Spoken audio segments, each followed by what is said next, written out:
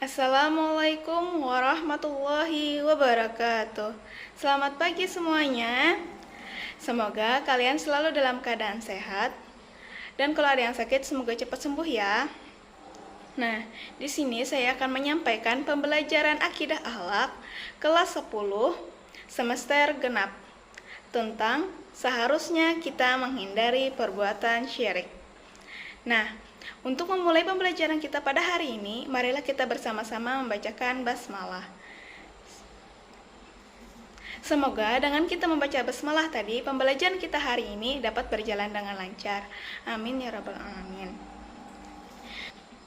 Nah, kita di sini pasti tidak asing lagi kan dengan kata syirik.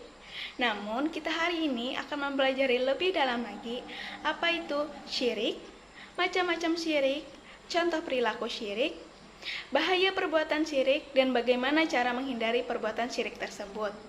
Oleh karena itu, simak terus penjelasannya ya. Nah, kita ke penjelasan yang pertama ya, pengertian syirik. Syirik secara bahasa berasal dari bahasa Arab asyirku, yang artinya ta'adudul aliyati, kemusyrikan, al-musyariku, sekutu atau peserta, an-nashibu, bagian, dan yang terakhir asyi syirkatu, wasyi syarikatu, yaitu persekutuan atau perorangan. Sedangkan secara istilah, syirik adalah perbuatan, anggapan, atau itikat menyekutukan Allah Subhanahu wa taala dengan yang lain, seakan-akan ada yang maha kuasa di samping Allah Subhanahu wa taala. Orang yang menyekutukan Allah ini disebut musyrik. Syirik itu merupakan dosa besar yang tidak akan terampuni, seperti dalam firman Allah dalam Quran surah An-Nisa ayat 48 yang artinya sesungguhnya Allah tidak akan mengampuni dosa karena mempersekutukannya, dan Dia akan mengampuni apa dosa selain syirik itu bagi siapa yang dikehendaki. Barang siapa mempersekutukan Allah, maka sungguh dia telah berbuat dosa yang besar. Quran surah An-Nisa ayat 48. Kita ke penjelasan yang kedua ya, tentang macam-macam syirik. Syirik itu terbagi menjadi dua macam. Yang pertama syirik akbar, syirik besar atau bisa juga disebut dengan syirik jali, yaitu syirik nyata. Nah, dan yang kedua adalah syirik asgar, syirik kecil atau bisa juga disebut dengan syirik kahfi, yaitu syirik samar-samar. Ciri-ciri syirik akbar. Yang pertama, menganggap ada Tuhan-Tuhan lain selain Allah Subhanahu wa taala dan Tuhan-Tuhan tersebut dijadikan tandingan di samping Allah Subhanahu wa taala. Yang kedua, menganggap ada sesembahan lain selain Allah Subhanahu wa taala. Dan yang ketiga, menganggap Tuhan itu mempunyai anak atau segala sesuatu yang mengingkari kemahakuasaan Allah. Ciri-ciri perbuatan syirik kecil ialah perbuatan yang secara tersirat mengandung pengakuan ada yang maha kuasa di samping Allah Subhanahu wa taala. Nah, apa sih perbedaan dari syirik akbar dan syirik asgar ini? Kalau syirik akbar, pelakunya disebut musyrik. Oleh karena itu, ketauhidannya perlu dimurnikan lagi. Nah, sedangkan syirik asgar, pelakunya tidak sampai disebut murtad. Akan tetapi, kadar ketauhidannya berkurang. Kebanyakan para ulama berpendapat kalau pelaku syirik asgar ini akan diampuni selama dia bertobat secara nasuha. Kita ke materi yang ketiga ya, tentang contoh perilaku orang yang berbuat syirik. Kita ke contoh ke syirik akbar dulu ya. Yang pertama contohnya adalah berdoa kepada selain Allah Subhanahu wa taala. Yang kedua, menjadikan selain Allah sebagai pembuat syariat. Dan ia patuh serta rida menjalankannya. Seperti gambar di samping ini ya. Selanjutnya kita ke contoh syirik asgar. Yang pertama, perbuatan yang secara tersirat mengandung pengakuan ada yang maha kuasa di samping Allah Subhanahu wa taala. Nah, misalnya kan ada seorang pasien yang sakit parah ke dokter dan dia sembuh. Dan dia berkata begini, tanpa ada bantuan dokter tersebut bisa-bisa aku mati.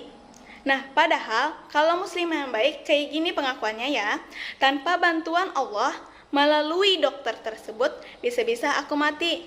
Dokter tersebut cuma dijadikan perantara. Yang benar-benar menyembuhkan adalah Allah Subhanahu wa taala. Contoh yang kedua, mengerjakan suatu perbuatan ada maksud untuk dipuji oleh orang lain atau bisa juga disebut dengan riya. Seperti contoh gambar di samping ini. Ingin sholat diposting, ingin ngaji diposting. Apalagi ini lebih parah. Sedekah, tangan kanan memfoto, tangan kiri yang memberi. Padahal sedekah yang baik itu adalah tangan kanan memberi, tangan kiri aja gak tahu apa yang diberi. Ini malah seluruh dunia tahu apa yang dia beri. Gara-gara kan sedekah tadi dipamerkan kepada orang lain. Itu sangat tidak dianjurkan ya. Kita ke pembahasan yang keempat, bahaya dari perbuatan syirik. Yang pertama, amalan saleh yang telah dikerjakan oleh orang-orang yang melakukan syirik ini akan lenyap dan sia-sia. Yang kedua, orang-orang musyrik benar-benar melakukan kezaliman yang sangat besar. Yang ketiga, akan masuk ke dalam neraka jahanam, seperti dalam firman Allah dalam Quran Surah Al-Bayyinah ayat 6, yang artinya, sungguh orang-orang kafir dari golongan ahli kitab dan orang-orang musyrik akan masuk ke neraka jahanam. Mereka kekal di dalamnya selama-lamanya. Mereka itu adalah sejahat-jahatnya makhluk. Quran Surah Al-Bayyinah ayat 6.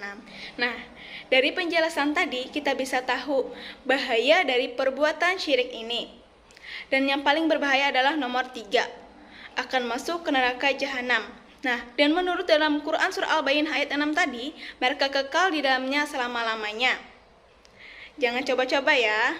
Kita ke pembahasan yang terakhir ya, yaitu ke pembahasan yang kelima.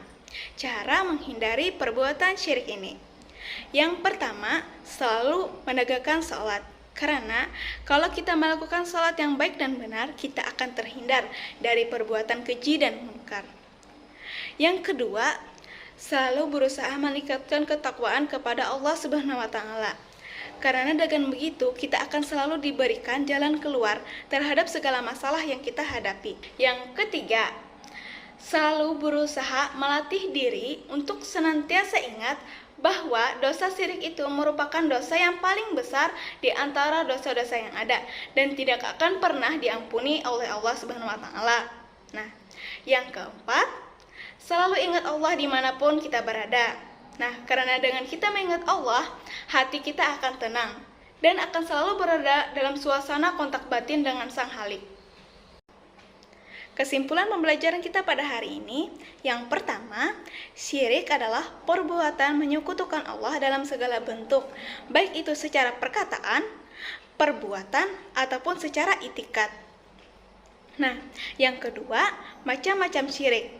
Macam-macam syirik terbagi menjadi 2 macam. Yang pertama, syirik akbar, syirik besar atau bisa juga disebut dengan syirik jali, syirik nyata. Nah, yang kedua, syirik asgar, syirik kecil atau bisa juga disebut dengan syirik khafi, yaitu syirik yang samar-samar. Ketiga, bahaya perbuatan syirik. Yang pertama, amalan saleh yang telah dikerjakan oleh orang-orang yang berbuat syirik ini akan lenyap dan sia-sia. Yang kedua, orang-orang musyrik benar-benar melakukan kezaliman yang sangat besar. Yang ketiga, akan masuk ke dalam neraka jahanam. Seperti dalam firman Allah dalam Quran Surah Al-Bayyinah ayat 6 tadi dijelaskan, mereka kekal di dalamnya selama-lamanya. Keempat, cara menghindari perbuatan syirik. Yang pertama, selalu menegakkan salat. Yang kedua, selalu berusaha meningkatkan ketakwaan kepada Allah Subhanahu wa taala. Yang ketiga, selalu berusaha melatih diri untuk senantiasa ingat bahwa dosa syirik itu merupakan dosa yang paling besar di antara dosa-dosa yang ada dan tidak akan pernah diampuni Allah Subhanahu wa taala. Yang keempat, selalu mengingat Allah dimanapun berada. Hikmah dari menghindari perbuatan syirik ini sangat banyak, yaitu mengangkat manusia ke derajat yang paling tinggi dan mulia, mengalirkan rasa kesederhanaan dan kesahajaan, membuat manusia menjadi suci dan benar, dan masih banyak lagi hikmahnya. Saya rasa pembelajaran kita hari ini cukup sampai di sini dulu ya.